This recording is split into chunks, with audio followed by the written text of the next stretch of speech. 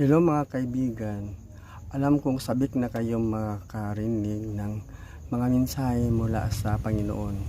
Hindi ako magsawang magbalita sa inyo, kaya panoorin lang ninyo lagi ang aking video at paki-share at sana mag-subscribe kayo, di ba?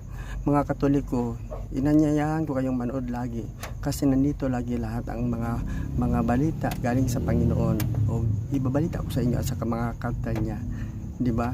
Sana magtangkilikin niyo ang aking channel, YouTube channel, Seconda, di ba? Sana manood kayo lagi at kayo ang inspirasyon ko. Kung wala kayo, wala ako rito ngayon, ba? Paki-share ng aking video, ha?